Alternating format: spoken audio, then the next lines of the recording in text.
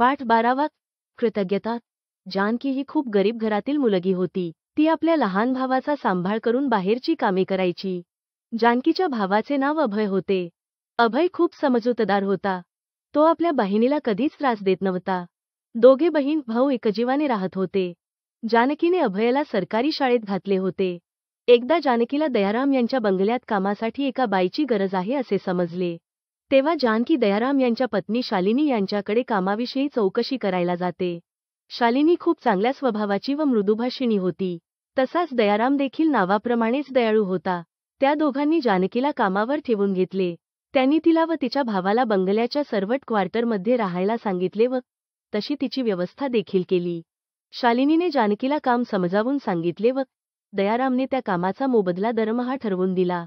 जानकी मन लावून बंगल्यात ठरवून दिलेली कामे करू लागली. तिचा प्रामाणिकपणा दयाराम व शालिनी यांना कळाला होता. हळूहळू ते जानकीवर विश्वासाची कामे सोपवू लागली. जसे किराणा मालाचे पैसे देणे, लाईट बिल भरणे, घराचा महिन्याचा हिशोब ठेवणे इत्यादी सर्व कामे. जानकीने कमी वेळात ते घर आपलेसे करून घेतले होते. ती घरातील सदस्यच झाली होती.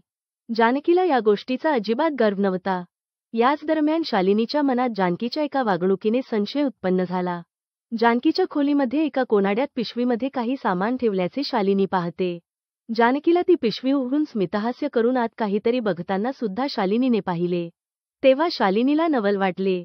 खोलीमध्ये कपाट असताना जानकीने पिशवीत काय लपवले असेल या प्रश्नाने तिच्या डोक्यात विचारांचे काहूर माजले.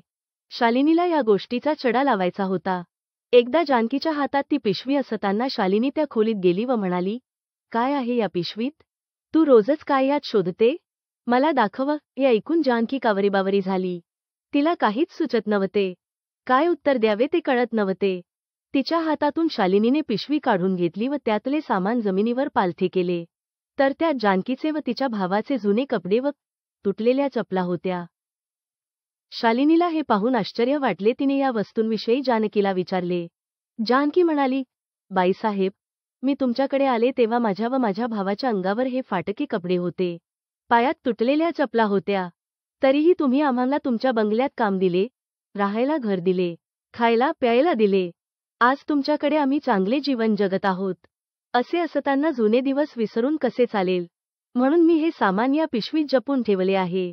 यातून जानकीने कृतज्ञता व्यक्त केली होती. शालिनीला जानकीच्या बोलण्याचे कौतुक वाटले. इतक्या लहान वयात इतका समजदारपणा.